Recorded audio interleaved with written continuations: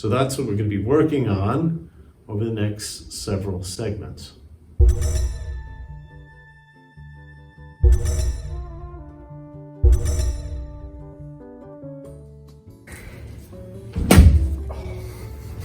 Back after a long cigarette break. I don't even smoke anymore.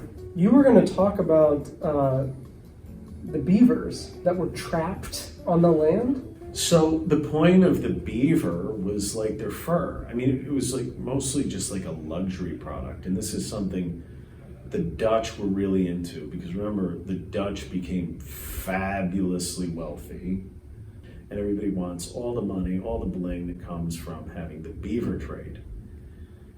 And in all of this kind of greedy mess are the various nations of Native American peoples, and their loyalty is kind of being bought with guns.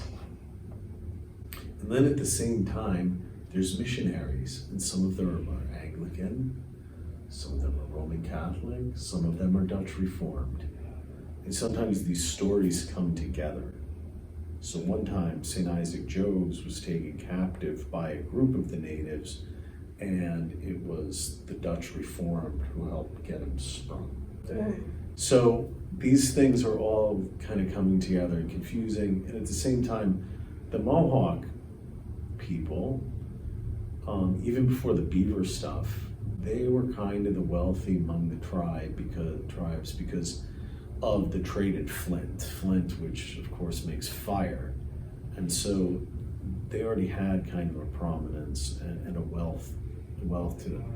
So there's all of that in the midst of the gospel message trying to emerge, and the presence of Christ and the sacraments, and through all the fallenness and imperfection of the missionaries and the people, and the mixed motivations.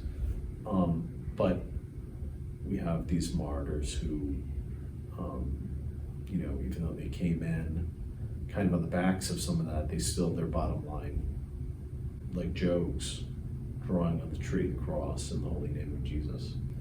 That didn't only happen then, there's later in history, in New York, we had like a parakeet or something with bright yellow feathers. And it's extinct because of a whole period of like ladies' hats where they put yellow feathers coming out of them. And so buying the bird, and where's the beaver, and who knows? Oh, actually, one of Albany's previous names was Beverwyck.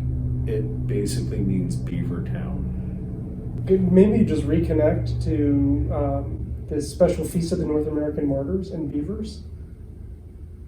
Well, you gotta know some of that background story.